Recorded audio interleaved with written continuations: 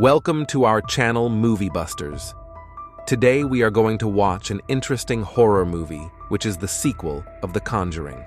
The movie begins with Ed and Lorraine Warren sitting with the Lutz family in the infamous Amityville home. A year earlier, Ronald DeFeo Jr. murdered his family with a shotgun, and the Lutz family claims to have been experiencing paranormal phenomena.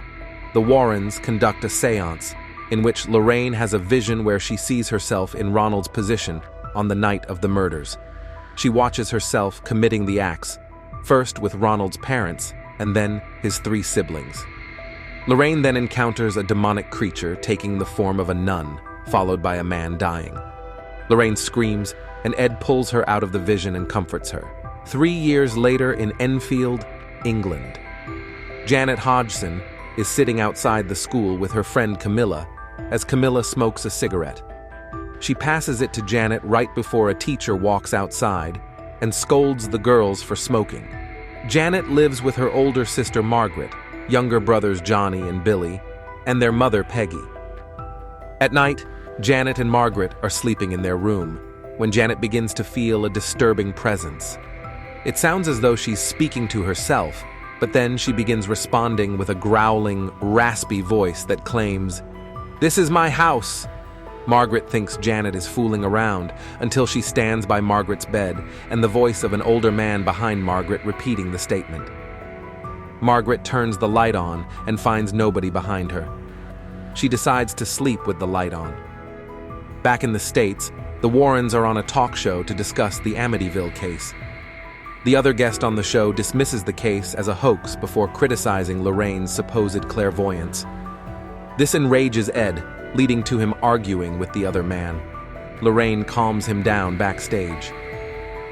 Janet and Billy play with a turntable based on the tune of "There Was a Crooked Man." As the children go to bed, Janet ties her arm to the bed. She ends up on the floor of the living room with no idea as to how she got down there. Billy walks around the house when he sees a toy fire truck on the floor. He rolls it into a tent in the hallway, but moments later, the truck rolls into Billy's room. He goes back outside and rolls it into the tent, at which point a booming groan is heard. Billy runs to his mother's room while Margaret hears a pounding at her door. She opens it and sees no one outside until Janet returns, denying that she was pounding on the door. The next day, Janet is watching TV, and the channels start changing on their own. The remote has also vanished. Janet goes looking for it and finds it on the chair behind her. A ghostly figure emerges from the corner and growls, "My house." That evening, Janet ends up on the floor of her room as though she was thrown. She tells Margaret that there is someone in the house. Before Margaret can dismiss that, their beds start shaking. They scream and run to Peggy's room. She goes to the girls' room and thinks they're playing around until the girls' dresser is shoved hard against their door. The Hodgsons head over across the street to the home of their neighbors, the Nottinghams. Peggy calls the police to inspect her house. The police find nothing, but they then see a chair sliding across the room on its own, leaving them spooked. At the Warren house, Ed is painting a picture of something he claims to have seen in a dream. It's the same demonic nun that Lorraine saw in her vision. Later, while she sits in the living room with their daughter Judy, Sterling Gerrans, a noise is heard in the hallway. Judy goes outside to look. Lorraine finds her staring in horror at the demon nun. Lorraine follows it into the office. She thinks she sees the nun in the darkness, but it's just the painting. However, the demon is still in the room, and it walks up to the painting and makes it come to life. It growls as it runs toward Lorraine, causing her to see the same vision as before, only this time, we see the man who dies. It's Ed, simply saying, "I'm sorry, Lorraine," before a large wooden spike impales him. Lorraine starts screaming and scribbling into her Bible before Judy snaps her out of it. Maurice and a news crew gather in the Hodgson home to interview Janet and Margaret. During the interview, Janet looks uncomfortable, and she begins to speak with the voice of a raspy old man. The entity says its name is Bill Wilkins, who is 72 years old and demands that everyone leave his home. A priest goes to the Warren home and plays an audio recording of the interview for Ed and Lorraine to listen to. The priest asks them to help in this case. Lorraine is hesitant as she explains to Ed the vision she saw of his death. He thinks it's a sign that maybe she is meant to prevent it. They decide to head over to England. The Warrens arrive in Enfield and meet the Hodgsons. Peggy shows Ed the bedroom that is now trashed, and the walls are covered in crosses. They proceed to lock the room with a chain. Lorraine meets Janet outside her house, sitting on the swing set. Janet expresses her sadness that people are avoiding her over the supposed haunting. Lorraine comforts her in saying that maybe one person can help change things, like Ed has for her. Janet says the voice she hears says it wants to hurt Lorraine. The Warrens, along with Maurice and other crew members, gather in the Hodgson living room to try and communicate with the spirit. Janet sits in the chair and starts speaking with the voice of Bill Wilkins once the adults turn their backs to her. Ed pulls out his cross necklace and puts it in front of Janet's face, making Bill sound distressed. He yells something unintelligible before everything seems to calm down. The Warrens talk to the other investigators with the evidence they have. Anita is the most skeptic, thinking Janet is playing some kind of game. Ed also appears to have doubts himself.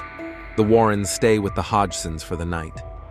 Janet finds herself in the bedroom with the crosses. They all start to turn upside down before Janet is attacked by Bill's ghost. Her screams alert the adults, who rush to unlock the door to get Janet out. On another occasion, Peggy brings Ed downstairs to the basement to inspect her water problem that left the basement flooded. Peggy thinks she sees someone behind Ed, but the ghostly vision of Bill is in the water and grabs Peggy. Ed helps her break free. The children take a liking to the Warrens as they maintain their stay. After Peggy notes that her ex-husband took the music from the house, Ed buys an Elvis record for the kids to listen to. Unfortunately, the record player stopped working. Undeterred, Ed picks up a guitar and starts playing Can't Help Falling in Love with You. He also convinces the kids to never let bullies get them down. On another night, the kids hear noises coming from the kitchen. Johnny decides to investigate to fight this bully. Margaret then screams as Janet disappears. She pops up in the kitchen with a knife and the door lock. The adults try to get into the kitchen as things are being thrown around. They find chairs and dishware broken all over the kitchen. But Johnny and Janet are nowhere to be found. They eventually do find Johnny, and Janet is stuck inside an electrical box, speaking another unintelligible message before getting pulled out. Anita shows the Warrens video evidence of Janet herself throwing things in the kitchen to give the appearance of a haunting, making it look more obvious that she was faking. Peggy sends everyone out of the house. Later, as the kids also believe Janet was faking, she tells them that it was going to hurt her family if she didn't do what was told of her. The Warrens board the train to head home. Even as Lorraine continues to express uncertainty over how it just appeared, Janet was faking when a camera was pointed at her. Ed then plays the recordings of Bill's voice, which he realizes are connected. Played together, the messages come out to, "Help me. It won't let me go." Lorraine is then pulled into another vision. She sees the real Bill Wilkins, Bob Adrian, sitting in his chair, no longer threatening. He speaks in a riddle to Lorraine before the demon nun appears behind Bill and takes him away.